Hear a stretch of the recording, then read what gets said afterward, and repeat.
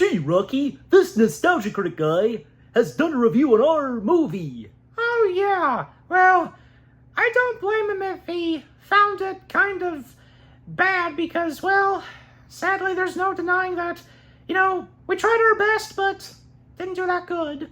Yeah, you can say that again, but, I kind of quite liked it. My performance was fantastic.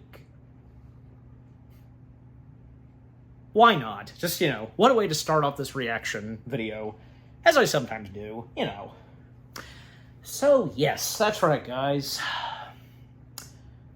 As I did my impressions of Rocky and Bullwinkle, yes, finally, I'm reacting to the Nostalgia Critic's review of The Adventures of Rocky and Bullwinkle. Yes.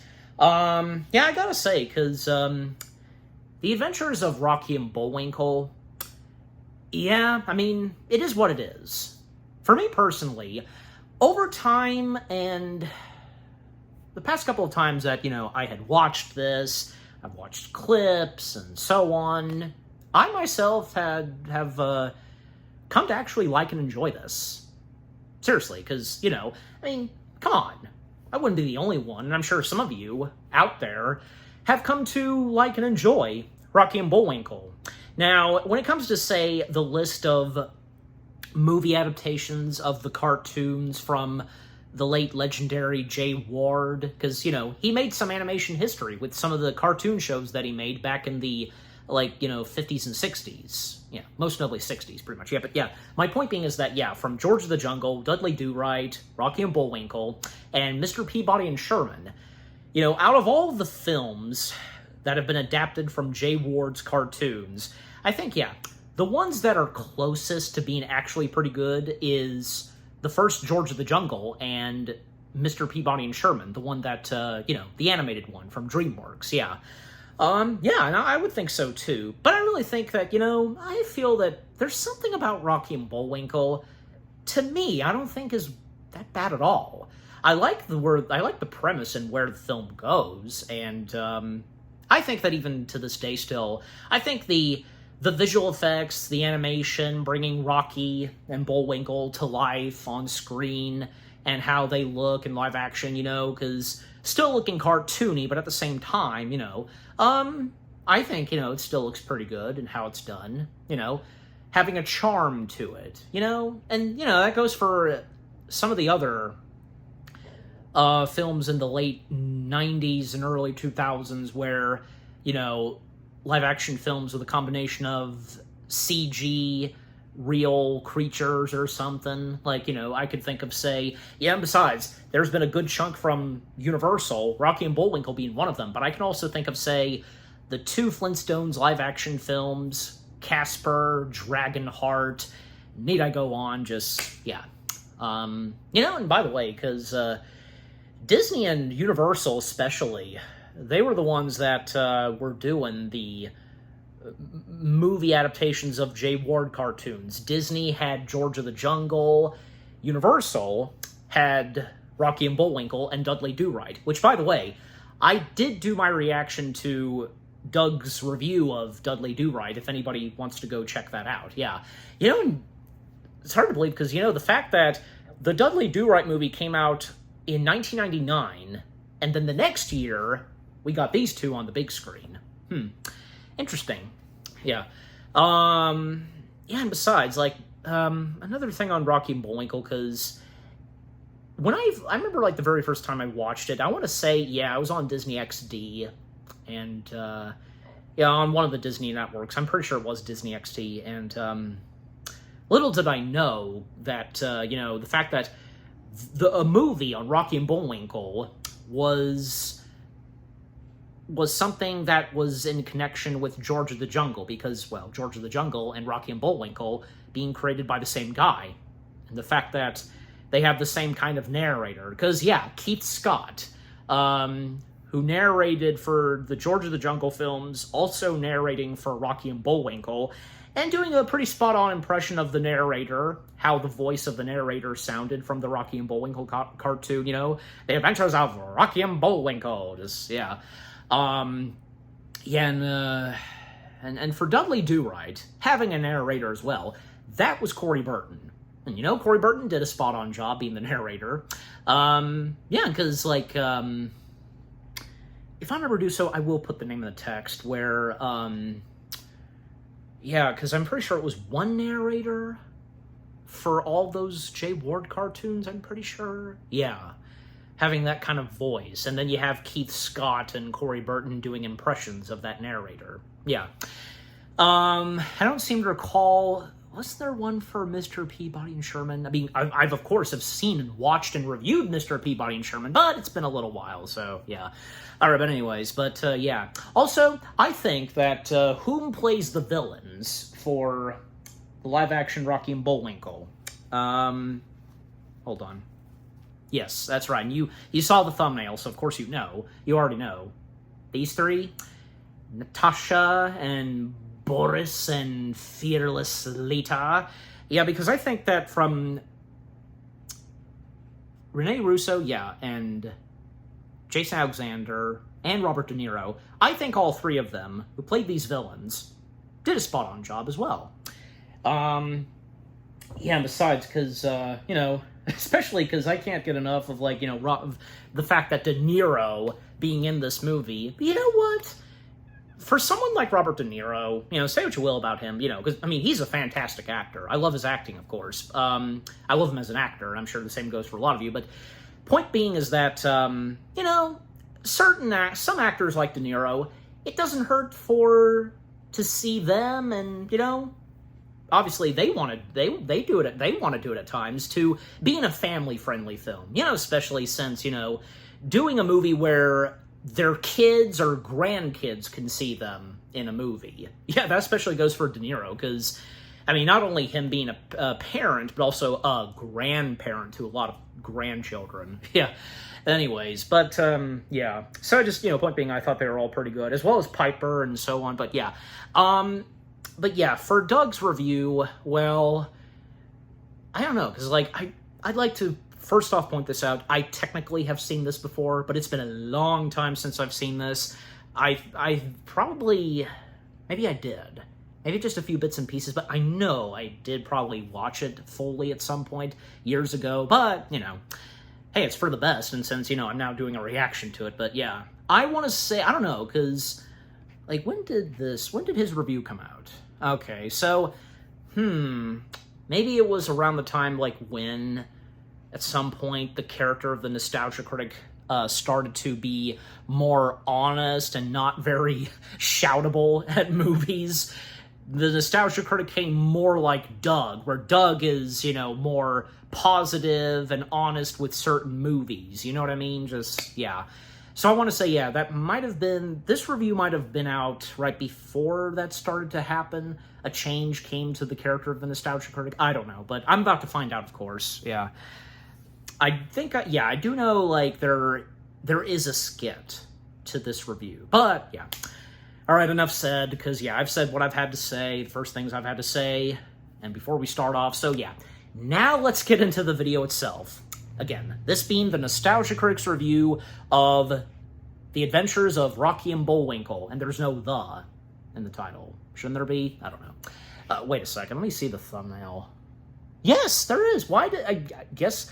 I don't know if that was if that was not intentional or anything, like, forgetting to add the word "the." So, yeah. Alright, enough said. Now let's get into it. Beginning the Nostalgia Critic video, his review of The Adventures of Rocky and Bullwinkle. Actually, because let me see, because I want them to be in a good shot. I want you to see both. The problem is, like, the tail. I guess that's gonna have to do. Says, yeah, I don't want, because of course, you know, the video itself is right here in this corner, so there might be a chance. I don't know, but I'm just making sure. All right, now let's get into it. 3, 2, 1, away we go.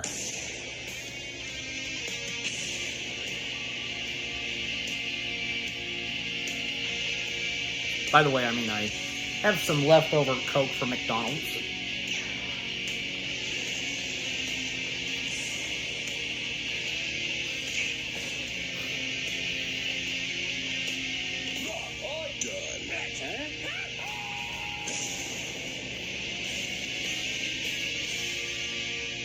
Who remembers when Don Bluth guest starred? Bullwinkle! Rocky and Bullwinkle! I confess, I killed you. Critic? I killed anyone's interest in seeing you. Critic, are you okay? Yeah, what about target practice at Raja Gosnell's house? Now, Critic, if you don't open the door, we're gonna drink all the Ecto Cooler and leave nothing for you. I thought we were gonna do that anyway. No, he doesn't know that.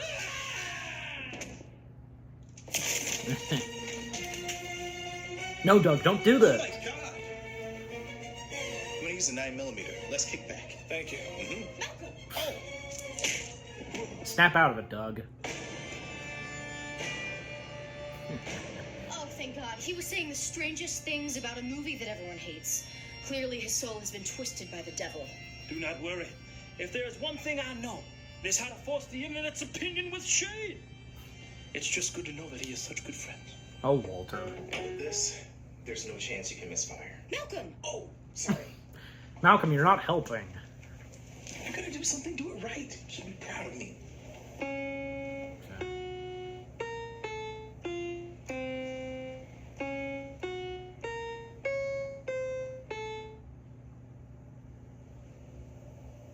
Leave me alone. Your friends told me you were saying some concerning things about a movie. It's okay. All terrible movies are equally bad in the eyes of the internet. Are they? Tell me, how well trained are you in bad film adaptations? I know a little. Bigger films mostly. Ah, then you must know why a Dr. Seuss character sticking his head in a woman's cleavage and having a man kiss a dog's ass doesn't work. I can't say that I do. Isn't that the beloved That's something else adaptation from of the Universal. Grinch? Oh, Christ. All right, well, surely you must know why the Mad Hatter breakdancing and applying rules and logic to an illogical world that can't even represent the title right doesn't work. I regret it is not too familiar. It does sound like that smash hit Alice in Wonderland, though.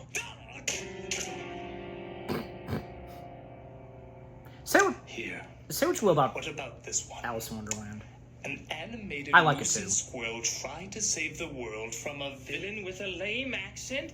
They make all sorts of forced puns with sloppy slapstick and no story. Yes, I know that. I'm sorry, I had no idea you despised that film as much as everyone else. I didn't. You didn't? That was Rocky and Bullwinkle, the film you accused yourself of killing. You heard that? For God's sake, my son, if you have something to confess, do it now. They were my icons. Rocky and Bullwinkle. Understandable. The popular TV show that ran from 1959 to 1964. While kids could enjoy the adventures of a cynical squirrel and a brain-dead moose escaping the clutches of Boris, Natasha, and Fearless Leader, adults enjoyed a ton of in-jokes and smart writing that would usually go over most children's heads. It was one of the first animated TV shows where the focus was more on the humor for grown-ups and less on exciting stories for kids, resulting in some brilliant puns You went to college? Penn State? State Penn. and some not-so-brilliant puns. It's from Washington. Washington. Suppose you heard I was a Lincoln fan? There was no doubt. It was corny, I but chuckled. still clever. It showed caring little about the scenario could actually be funny itself if you used it with the right kind of comedy. But, nevertheless, when the movie was advertised years later, people shuddered in disgust. These were clearly some of the worst trailers ever released since any of the trailers in 2016. Really? Because I didn't. What was wrong with Star Trek Beyond They were bad. and Really, Independence Day? really bad. As I read countless requests upon countless requests, I finally decided to watch this sack of moose droppings. One As I said put review the it, damn DVD it. in to review it, I played a little game with myself. The internet despised this movie. Critics gave it a 43% on Rotten Tomatoes. Did it show? Did even the first couple minutes represent how awful this adaptation was? I pushed play on the remote and started to watch. Rocky and Bullwinkle themselves were forced to subsist on ever-diminishing residual checks from reruns of their old show. But something strange started to happen to me. Something I didn't think would happen to me after all the hatred and awful advertisements. I started to laugh. And their plans were crushed by the fall of the I think I recall laughing whenever I had watched it. That was Rocky and Bullwinkle. No, That! you laughed, Doug? Clearly well-written, faithful adaptation being shown to me on the screen. while the narrator, that's me, was forced to move in with his mother, where he was reduced Are to we already narrating getting into the movie events of his itself? own life. It seemed to have the same spirit, the same humor, even kind of a similar animation style. No. Yeah. No. This has to be a mistake. It must be. It better be. I just want to clarify, you tried to kill yourself over this movie? The movie continued, explaining how Rocky and Bullwinkle were trapped in reruns Okay, at yeah. their home in the We're forest. getting and into the chopped film down. itself, breaking it I'm down. determined it's a Frostbite Full Society for Wildlife Conversation. You mean wildlife conservation? Well, somebody's gonna start talking about these things. Even their wordplay had become Should at least hackneyed give this movie this that brought back, rightfully so, brought They even back acknowledge how June forced a Foray. lot of their humor can be. I'm legitimately confused. This seems like the typical Rocky and Bullwinkle writing. Maybe even a little better because of its awareness of how it's being perceived.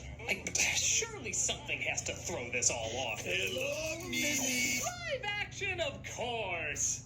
Now we're going to Brendan Fraser, Brad Pitt, and Robert De Niro this up. Oh wait, this was the one he was in? Even better. Yes. We see how Jeannie Garofalo chooses her movie scripts. Too intelligent. When Boris, Natasha, and Fearless Leader convince her that they should make a Rocky and Bullwinkle movie. What is it?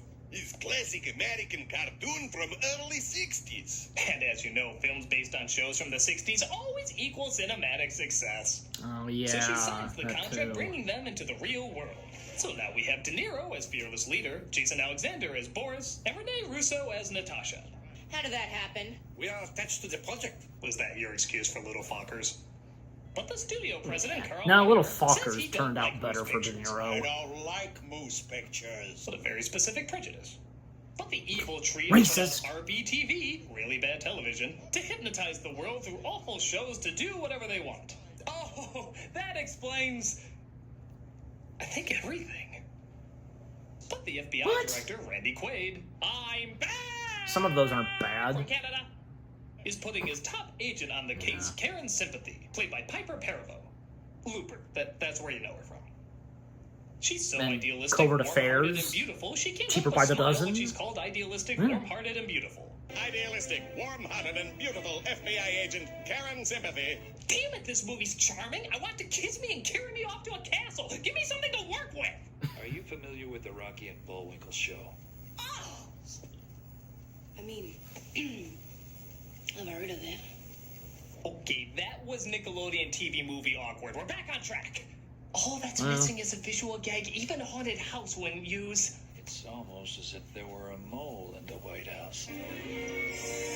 Literally. That's just ridiculous. Yes! This I can work with! And that it doesn't work. Which worked for me! I have a weird job. So she sneaks into the studio to Yeah, try and you're not the bring only Rocky one. Bullwinkle to life by literally choosing the genre of the movie they're about to star in, and using literally a green light to create them.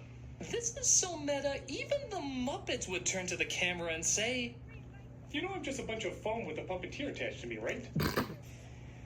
I don't even know how many more fourth walls we can break."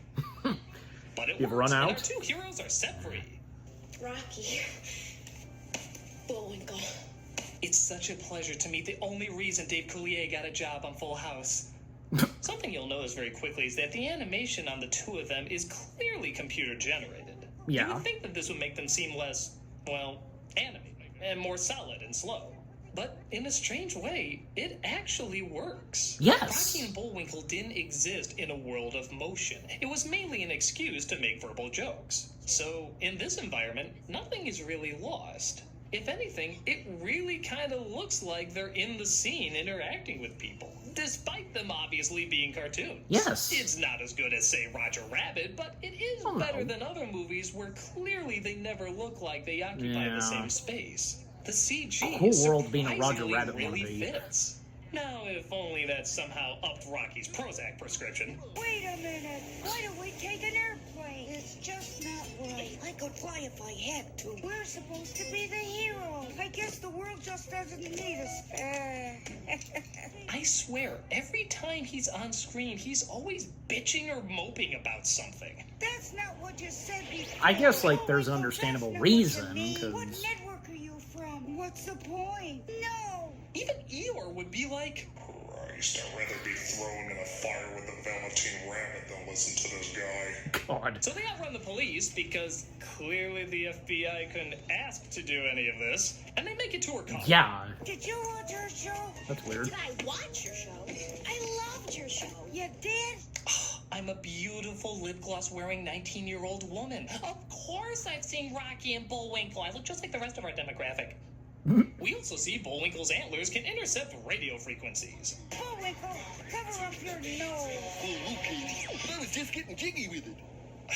Don't they know every time a movie makes that reference, God's finger gets a little closer to smoting us? I was just getting jiggy with it. So the villains begin their hypnotizing test to see if they can make people dumber.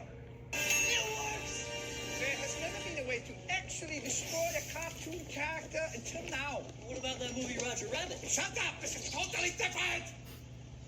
Yeah, De Niro kind of has like the chin for her. No, that was funny. It was a funny line, funny delivery. Even that awkward silence kind of made it work. Yeah. Again, it really is like Rocky and Bullwinkle. Some of the jokes are funny, and some of the jokes are awful. Yeah. That's always what they were.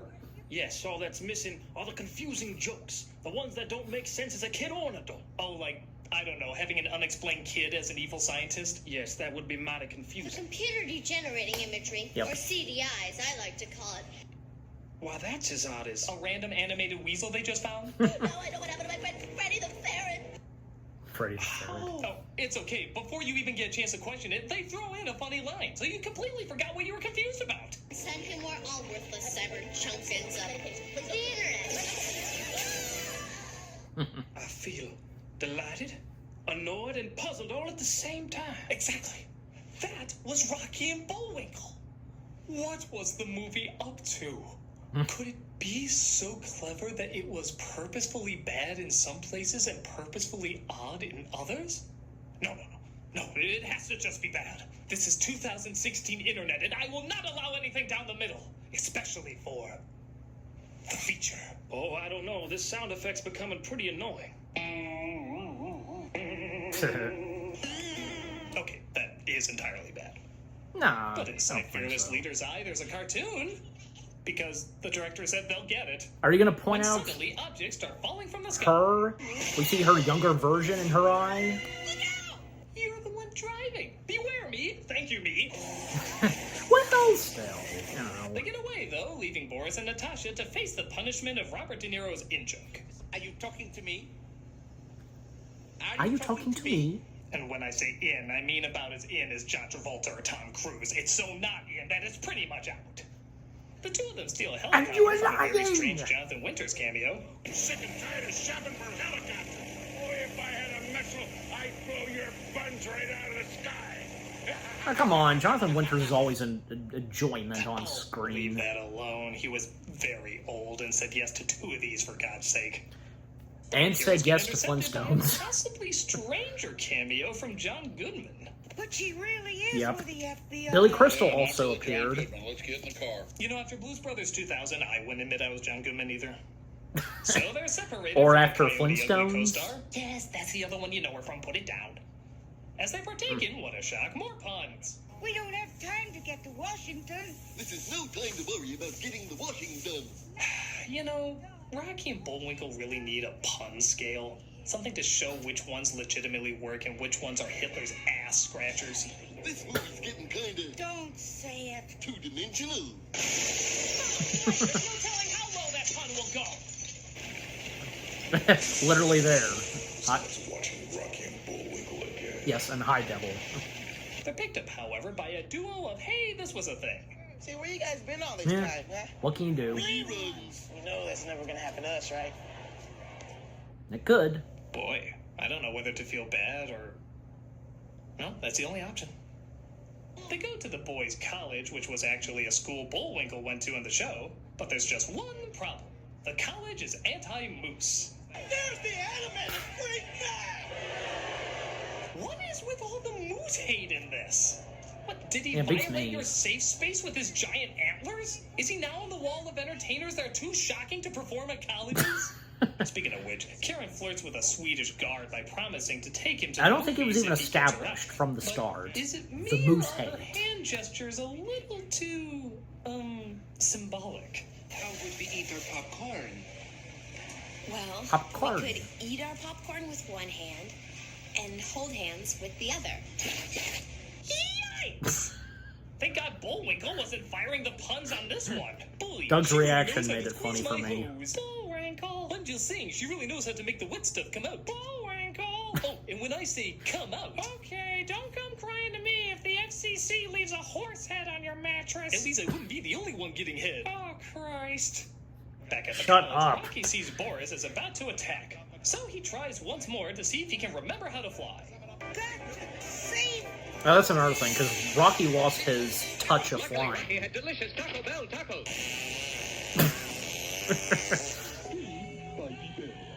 I've not seen Their evil that. plan saves Bullwinkle. Surely, of course, it'd be on Yet YouTube. Still finds something to be upset about. I guess I've lost the knack. I'll never fly again. Seriously, so long. Don't be so sure. Prozac, that creepy shit from We Happy Few. Take something, you depressed woodchuck. His Bullwinkle's speech was so inane that the students couldn't understand a word he was saying and consequently found nothing to object to. Oh my God, this movie may have predicted the future. Nah, they'd always find something to object to. Nah. Plus, there are some legitimately funny scenes, like the nice Swedish guard who helps Karen escape to go to the movies. She totally abandons him. Doesn't even think twice. Honestly, this movie really does have a lot of the characteristics of the original cartoon. Right down to some of it being brilliant and some of it being painful. I'm sorry, but it really is a good adaptation. But why this film? Why is Rocky and Bullwinkle the adaptation that works? Yeah. With all the great cartoons, George of the Jungle, Doug. action Like, shit, why is the this first the one one. that gets all the effort, even down to the That's a- flaws? that- These that was other good. adaptations deserve better. These other adaptations deserve better. What are you saying? I'm saying from now on, the movie and I are enemies. Because it chooses this piece of crap to represent perfectly when other adaptations deserve the attention. Because it is unjust, unfair, unkind. I will block it. I swear it. I will hinder and harm that feature on Earth as I am able. Will you now? I will ruin Moose and Squirrel. Moose and Square. You know people already hate it, right? Yes, they do. Yeah, but I'll make them hate it even more. That's not very impressive. You're not very impressed. Okay, now we come to commercial break. But even though, yeah, this is an early Nostalgia Critic video, there is no sponsor, so...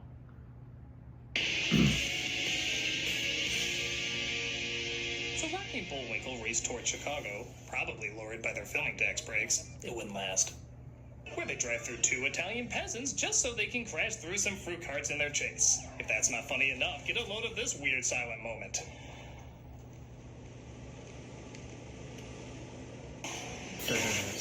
I have no idea why that was there, but it just cracks me up. Yeah. Was it supposed to be an out-of-body experience? It is kinda Like, funny. We're supposed to hear their thoughts? I never did tell her how I really feel. You know what'd be pointless right now? A Billy Crystal cameo. Yes, as I brought up earlier. Now that's a sauce mattress. This cameo just fixed my pipes in my summer home. Yeah, a lot of the cameos And in this Whoopi. movie, if you haven't noticed, don't really make a lot of sense. It's the equivalent of using It's obvious. I think it'd be obvious that, yeah, Whoopi obviously was another one of those that loved Rocky and Bullwinkle. Jonathan Winters! Why are they using him again? Oh, and it doesn't tie into any joke. It's not like that's his brother or his look-alike or the same person. It's just Jonathan Winters as a different character. Hell, why not complete the trilogy and have him pop up as another completely different character? I'm high. I am completely high. Why would there be 3 Jonathan Winter cameos? What? That didn't really Was this cross in my his mind. contract? He had to play more than one character no matter how brief or pointless? What if he had that same contract in Smurfs? Hey, everybody, do you like my new dress? I got you now, Papa Smurf. Meow. He doesn't I don't always have to think be so. a one-man everything. Our heroes I don't think- escape the that's villains not the again, first time just we've seen curls something like Alexander's that. reverse Hitler stash, but Karen tries to encourage Rocky to If you count his Bruce fear of Campbell in the Spider-Man films. flying. I feel like we've done this already. Now Rocky's flying. Rocky, you're flying! You're flying! This is the most exciting moment since, let's look at the clock here, 20 minutes ago. 20 minutes ago is when this happened. I was just as excited then. Actually, no, I'm less excited because we did it, what was it again? 20 minutes ago! We come across this image that, quite frankly, I have no words for, as the villains lie about destroying our heroes, making Fearless Leader very happy. Excellent! My faithful minions, excellent! Go home, movie. You're drunk. I clearly haven't licked enough toads for this. How is it Robert De Niro has been in movies where he's worn fake boobs, and yet somehow this seems more demeaning? Yeah. Well, at least they get chocolates, though. I have so many questions. Karen and Rocky get captured and see what Fearless Leader has done to the other agents. Yeah, one of them being Doug Jones. And now, ladies and gentlemen, the main cause of your bedwetting tonight. Look close and deep. There's no way you're getting those urine stains out of your mattress. Not terrifying enough? What if we meld it with a beautiful lady and one of your cartoon icons? Rule 34 has nothing on this insanity. The Lord knows someone's jerking off to it. Meanwhile, Bullwinkle accidentally lands in Washington. Well, as long as I'm here, I might as well talk to the president about the trees. Oh yeah, But the trees. trees are still a thing. To Bullwinkle. Is this like a last-minute environmental message? Because it's not worked in very well. I don't think Gone with the Wind would be very powerful if they suddenly threw in... Where shall I go? What shall I do? Frankly, my dear, I don't give a damn. And by the way, don't smoke. But Quaid is still there and realizes the best way to get Bullwinkle to save them is to email him over. Say, what's this site called Tentacle Hentai? Probably something Rule 34 related. Virtually still at RBTV. No, not really. We just want to show off we could do that effect. But it's too late, for everyone is under Fearless Leader's control and he forces the world to vote for him. Vote for Fearless Leader. We will vote for Fearless Leader. Either one works in this scenario. But Bullwinkle's antlers reverse the signal, and he slams into De Niro, surprisingly holding back a raging bull joke. I would have done it. I would have done it. Man, Bullwinkle was like Everything in gets rage, wrapped up, and our like, you heroes, know? of course, save the day. And RBTV changed its name from And the villains British defeat, like, they went back to their Bullwinkle television. cartoon versions. Wow, I think Rocky's Launching in negativity the is air. really rubbing off on him. Y'all gotta learn how to love yourselves. Speaking of which, Karen is allowed to love her inner child because the film reminds There us it that is, was a like- thing. And she even goes back to That's the the only Swedish time you guy bring it who was up, still like- waiting at the movies the whole time. Damn it, that's funny. I don't care if he looks like James Marsden melted into Greg Sestero. It's still a funny joke. The trees are planted again until the next computer-generated jackass complains about them, and all is right with the world. Except for the fact that it's here. It's here on Nostalgia Critic, and you know what that means. Destruction. Destruction of the feature done by the destroyer of films, Nostalgia Critic. Yeah. What passion, what comedy. He has been touched by the internet gods. And Hollywood forced to listen. Hollywood that decided this was going to be one of the most faithful adaptations, while other adaptations deserve better. I, for once in the end, laughing at them. Still, I have to admit, I kind of liked it. I did too. Okay, it's nothing great, but Rocky and Bullwinkle wasn't really anything great either. It could be brilliant, but it could also be kind of lame. It could be creative, but it could also kind of be phoned in. The jokes overshadow the story and characters every time, but that was always the idea. And that's precisely what this film is. It captures its source material to a T. Even the trailer redubbed a lot of the lines so it would sound lamer for some reason. Yeah, that. What's the difference? So it's no wonder nobody wanted to see it. It has a similar feel as George of the Jungle. It's obviously meant to be a kid's movie with some tongue-in-cheek jokes for adults. Obviously. But it never loses track that it's mainly just meant for kids. Yeah, again, for the most part. And as kids' films go, this is fine. No classic or anything, but a solid C, C+. If you're not a fan of the original cartoon, you probably won't be a fan here. But if you have a soft spot for puns, good or bad, fourth wall jokes, and kind of an awkward yet still likable charm, God help me, I actually think this is enjoyable enough to watch. But yet, because how you feel towards it and just like, you know... Are you surprised by my choice? My ability to disagree with the masses? My ballsiness to enjoy something so universally despised? Oh, he was asleep. You really can't talk a man's ear off. So you really liked Rockadoodle? Get out of here. Okay. No, he did not like Rockadoodle. Oh, and tell all the others that enjoy mediocrity that I will speak for them. I am their champion.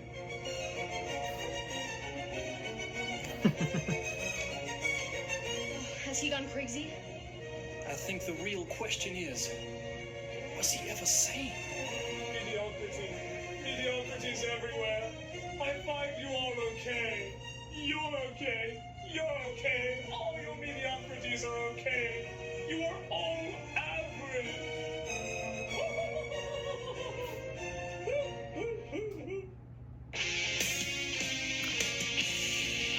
Okay. And yeah, Walter is that priest, yeah, and whom we had seen that character in the review of Ghostbusters 2016, yeah. When this is over, I'm actually going to check something, because surely the review of Ghostbusters 2016 came out before this, yeah, that same year. Of course. Of course, it wouldn't be the same without, you know, an audio clip to play with the Channel Awesome logo. Okay, and that's it. All right, so that was the Nostalgia Critics review of The Adventures of Rocky and Bullwinkle. Yeah. All right, and okay, so let me check to see, because, let me see, because, okay, so when did, I'm checking something here. Again, checking when the review of Ghostbusters 2016 came out. Okay, let's see. Okay, yeah, oh, okay, so, all right, so, obviously, Walter's character, the Ghostbusters priest and such, and coming to check on Doug, and because of Rocky and Bullwinkle, yeah, well, of course, having seen that character in the review of Ghostbusters 2016, because, yeah, the review of Ghostbusters 2016 came out a month before the review of Rocky and Bullwinkle, so that settles it. Okay. All right. Yeah, so with what all happened, Doug's review of The Adventures of Rocky and Bullwinkle. Get the next Nostalgia Greg video. Check us out. There we go. All right, so with The Adventures of Rocky and Bullwinkle itself, and with what Doug had to say, well, yeah, I mean, you know, despite the fact that the film itself being a disaster, I think Doug made a good point, and I feel the same way too, that, well, not only did he surprisingly enjoyed some of it, well, for me, I enjoyed the entirety of it, you know, I don't care, because you know, some movies like The Adventures of Rocky and Bullwinkle, I'm very soft. I mean, because, let me put it this, like, I'm very soft on certain movies like Rocky and Bullwinkle, where, you know, movies like Rocky and Bullwinkle are stinkers. I like them and I enjoy them, and I'm sure the same goes for some of you. So just, you know, besides, like, you know, not only me, but Doug also liking some of Rocky and Bullwinkle, the jokes, those that do work and those that don't work, exactly how it was done in the show. You know, there's just something about, overall, there's just something about the movie that actually is pretty good, but still, you know, I guess that goes for the storyline. Yeah, not a very good one, but still, yeah. But, you know, and as for me, I think that, like, the cast, I think all that were in this, and the main stars, I think they did pretty well. And yeah, Doug feeling the same way too, because the animation on the two titled characters looks pretty good, and it has a charm to it, even to this day still. And how it works, because with how Doug best described, he has a point. Like, yeah, couldn't have said it better than myself, you know what I'm saying? But yeah, and some of the jokes and, you know, like puns, whatever. Yeah, I mean, I don't know. They don't bother me, you know. And I am perfectly, like, say fine with De Niro's line as fearless leader, "Are you talking to me?" You know, a clear reference, of course, to Taxi Driver. I think that's acceptable, especially since, you know, kids who would not see Taxi Driver at a young age, I think you know where I'm going with this. Yeah, that is pretty funny and clever. Just, yeah. But yeah, no, also, is there anything else to point out? Well, I mean, even like, Piper, her character, because the fact that, you know, whom she encounters at the prison, and then a romance would build between them, you know, that was pretty good and funny. And some of the cameos that we get here and there in this, and yeah, it never really crossed my mind the fact that, and I didn't make much of it. I, of course, knew that Jonathan Winters appearing in this movie 3 times as 3 different characters, it didn't really cross my mind, and with what Doug specifically said. But come on, this isn't really the first time we had seen something like this. Again, like I said earlier, if you would count, like, say, the fact that Bruce Campbell appeared as 3 different characters in the entirety of Sam Raimi's Spider-Man trilogy. True, just, yeah. I mean, besides, that would come out just that, you know, that would happen just a few years after Rocky and Bullwinkle came out, you know, with the Spider-Man trilogy and Bruce Campbell appearing in there 3 times as 3 different characters, literally. And I'm pretty sure, because, yeah, the fact that, I think, like, yeah, that was, like, kind of a build-up or something? Like, we would have gotten Bruce Campbell as Mysterio. I seem to recall hearing about that. Yeah, and if you know this too, but yeah.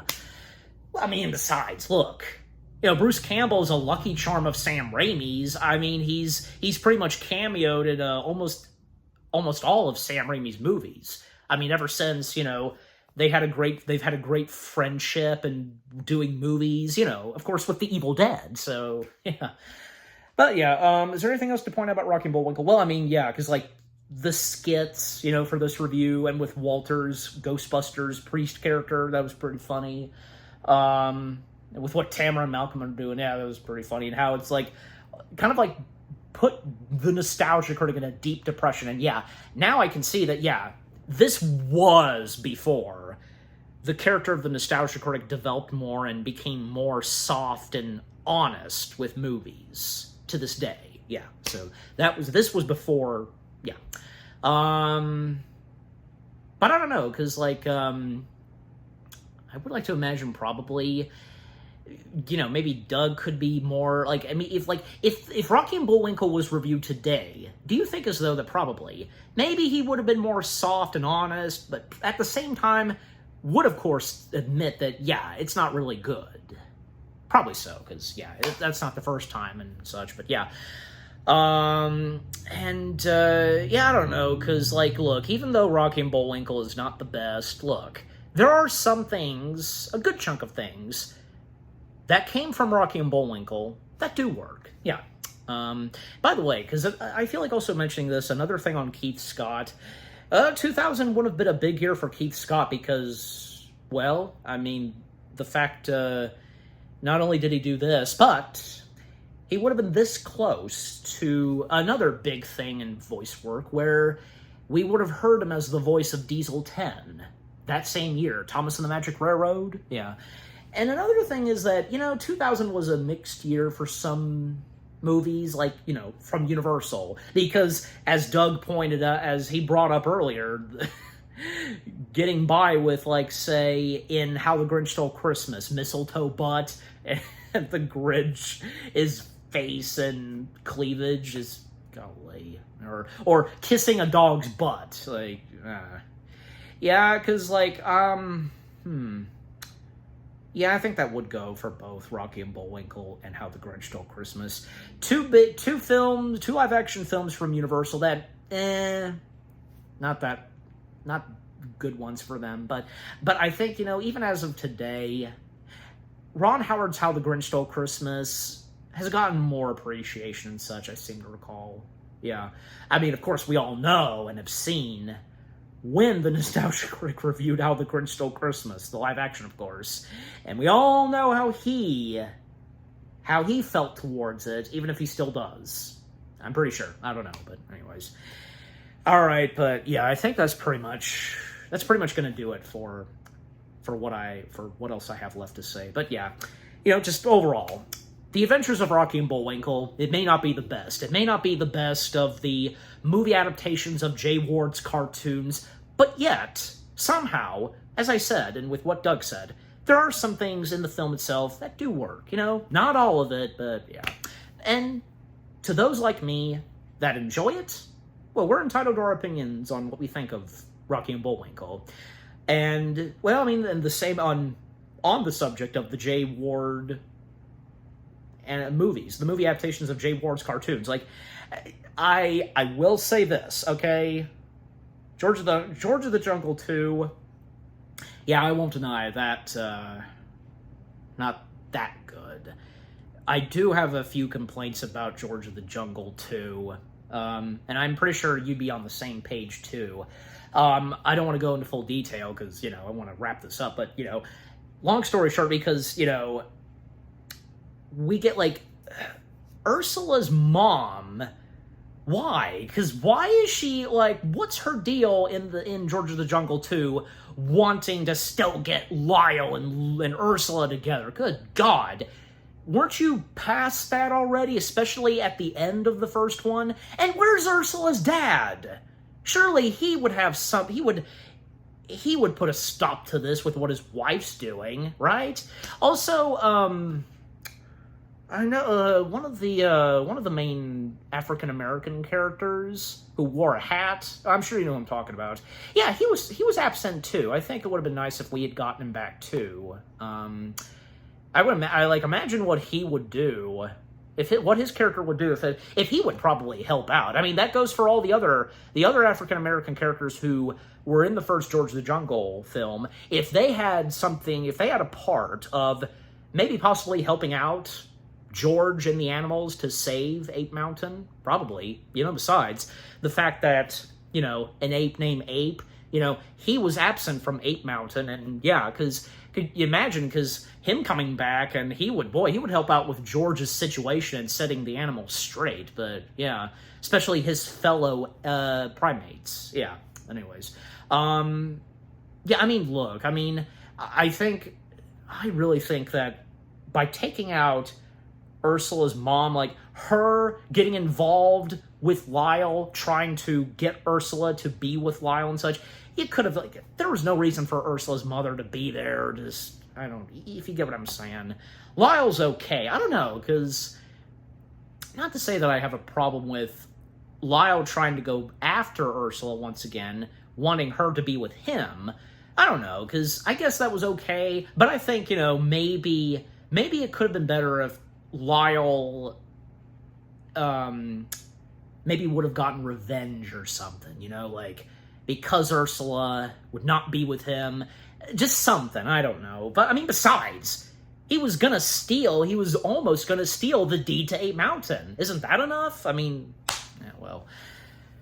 You know what, and besides, that should have been enough, now that I think of it, because, would have been like this. You took my woman, and now I take something of yours, the deed to your home. It's just something like that, you know what I mean? Just, yeah. And, because it's a shame that, also, one more thing, and, yeah, because I've been talking a lot. Well, keep in mind, these reaction videos, they're reaction/discussion channels. I'm not the only one who does this. Renegades React has done this too, and a bunch of others. Deal with it, okay? Just, yeah. Put a sock in it. Anyways. No hurt. I'm not to be rude, really. Yeah, because with Brendan Fraser and what's her face, who was Ursula's mother in the first one, really they couldn't get her back. Nor Leslie Mann. I guess, like, they were all too busy. I mean, Brendan Fraser was more than happy to come back as George if he was asked. But the fact that, I guess, like, around that time, well, he was committed to say, well, I mean, The Mummy Returns, and then Looney Tunes Back in Action. I mean, besides, Looney Tunes Back in Action, George of the Jungle 2 coming out the same year. And that's another thing. That being said, on Looney Tunes Back in Action, Rocky and Bullwinkle, Rocky and, like, Looney Tunes Back in Action, and best said by my pals over at So You Want to Be an Imagineer, Looney Tunes Back in Action, it was trying to do like what Rocky and Bullwinkle was doing, if you think about it, but, yeah, okay. And is there anything else to say on Rocky and Bullwinkle, very quickly? No, not really, just, yeah, I think I've said all I've needed to say. Just overall, I enjoy Rocky and Bullwinkle. Rocky and Bullwinkle is what it is. Those that don't like it, but some, I'm sure, like me, any of you, that enjoyed as well. Yeah. And, you know, feel free to let me know. But yeah, so, what about you guys? What did you think of the Nostalgia Critics review of The Adventures of Rocky and Bullwinkle itself? Anything you agree and disagree with? Did you get some good laughs and chuckles? Any of you, as I just said, any of you that actually like and enjoy Rocky and Bullwinkle, what are your fondest memories? And if you're on the same page as me, was the Rocky and Bullwinkle movie, I think I make a point where if the movie was one of your earliest introductions to Rocky and Bullwinkle, because I think in general, yeah, the Rocky and Bullwinkle movie was reintroducing those characters. I mean, of course, to a new generation, just, yeah. And anything that you did enjoy from the movie itself, and with some stuff, you know, positive things that Doug had to say, just overall, what do you think of the Nostalgia Critics review itself, and with what I've had to say, my reaction, and yeah, what did you think of my reaction? Leave comments and give this reaction video a like, as always. And with all that being said, thank you very much for watching. I hope you guys enjoyed my reaction to the Nostalgia Critics review of The Adventures of Rocky and Bullwinkle. More reaction videos are coming your way. They're going to be awesome. Keep looking forward, and I will see you guys, excuse me, jeez, in the next video/reaction. I don't count because I drank some of the Coke, but yeah. All right. Again, thank you very much for watching, and, you know, because I had the plushes with me, yeah. Take care, peace out, and, yeah, take us out, Rocky and Bullwinkle. What's up?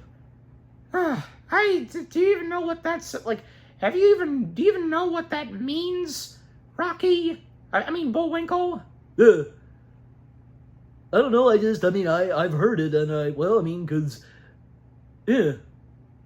Wasn't in the movie, but it was just in the trailer. Goodbye, and remember to be a supporter and save the trees. See ya!